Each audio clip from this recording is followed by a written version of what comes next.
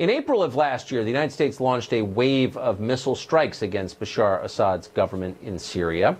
It was the second time in 2 years. The justification for both attacks was an alleged aerial chemical weapons attack on anti-Assad rebels in Douma, Syria.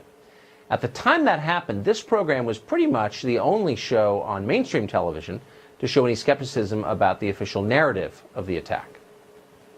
Before we go to war, are we sure all of this is real? Do we really know that Assad was behind the gas attack? It's not a defense of Assad, but it's an obvious question. How could we know that conclusively so soon after the attack happened? We didn't have any Americans on the ground. And why would Assad do that, given the certainty it would hurt his own interests? We are attacked, aggressively attacked, for saying that. Now, a leaked document shows there was good reason to be skeptical. The OPCW is the world's top chemical weapons watchdog. In a leaked internal document, an investigator with that organization argued that the evidence from Douma does not indicate an aerial attack. Instead, he argued, the chemical weapons were manually placed on the ground. That suggests the attack may not have been a government operation after all. If he's right, the United States went to the brink of war based on fraudulent information, and not for the first time. Tulsi Gabbard is a Democratic member of Congress from Hawaii, the first female combat veteran ever to run for president, and she joins us tonight. Aloha, Tucker. Congresswoman, as you say. Thanks a lot for joining us. Thank you. You're someone else who's taken an enormous amount of heat, an enormous amount of criticism, I can't overstate it, for asking skeptical questions about our policy toward Syria. How do you assess this leaked document? What does it make you think? Yeah, I mean, this is a significant and very important development we've got to take seriously. As you mentioned, I initially expressed some skepticism around that whole situation, which is why I am getting more information, reaching out to the UN, reaching out to the OPCW, and getting answers. And when I get those answers, I look forward to coming back and sharing them with you and with your viewers. So we're hearing again, even this week, that we may need to bomb Syria yet again because there may be yet another chemical weapons attack. So there'll be 3 years in a row, always in the spring, and always within the context of some other international question. I'm beginning to suspect that we're being played here. Has that occurred to you?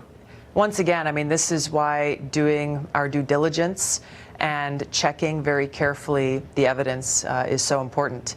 I want to bring up another issue that is extremely important to the American people right now, and that is something that should concern all of us, which is the fact that we're at the brink of a war with Iran. I can tell you, as a soldier, I've served over 16 years in the Army National Guard. I've deployed twice to the Middle East. I know very well both the Middle East as well as the cost of war. And as a member of Congress on the Armed Services and Foreign Affairs Committees for over 6 years, I know where this path leads us. And I'm concerned because the American people don't seem to be prepared for how devastating and costly such a war would be. It would undermine our national security, because right now we have troops who are deployed to Iraq, for example, and right now they're working with both Iraqi soldiers as well as the Shia militia on the ground, and their mission is to defeat ISIS, to try to make sure that ISIS doesn't reconstitute itself and re-emerge there in Iraq. If we go to war with Iran, all of that changes, because then the United States, our troops, my brothers and sisters in uniform, are fighting against the Shia militia. Who knows what the Iraqi military is going to do? Maybe some go with us and fight alongside our troops. Maybe some fight against us and fight alongside the Shia militia. And so what we're facing is essentially a war that has no front lines, total chaos, engulfs the whole region, is not contained within Iran or Iraq, but would extend to Syria and Lebanon and Israel, across the region, setting us up in a situation where in Iraq, we lost over 4,000 of my brothers and sisters in uniform. A war with Iran would take far more American lives. It would cost more civilian lives across the region. It would worsen the refugee crisis with millions of people fleeing into Europe, further destabilizing there. What to speak of the fact that this would cost trillions of taxpayer dollars coming out of our pockets to go and pay for this endless war that begs the question, especially as a soldier, what are we fighting for? What does victory look like? What is the mission? So, and what's the benefit to the United States? So, as far as I can tell, this is being pushed primarily by one man, the National Security Advisor, John Bolton. The President has said repeatedly he's not interested in fighting a war with Iran. Bolton clearly is. So how does the United States, if this happens, how do we benefit from this? Is there an upside that you can We don't. We don't. And that's the bottom line. That's what's so concerning is even as people in the administration say, hey, look, we don't want to go to war against Iran, you look at people like John Bolton and Mike Pompeo and others within the administration who have talked about waging regime change war against Iran for a very long time. They have stated their intent and made their objective very clear.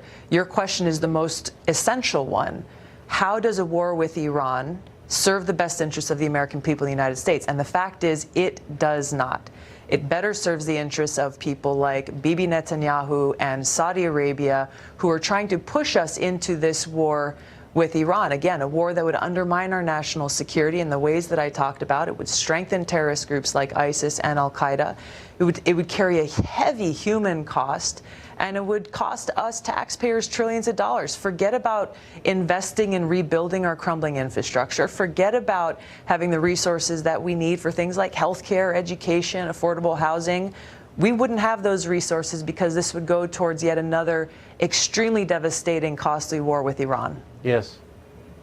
I think if you were to poll on that question, and it is polled, you would find that what you just said has overwhelming support with voters in both parties, not just your party, the Democratic Party, but with Republicans as well. And yet I predict with certainty that you will be attacked for saying what you just did. And that tells you everything. Tulsi Gabbard, running for president from the state of Hawaii.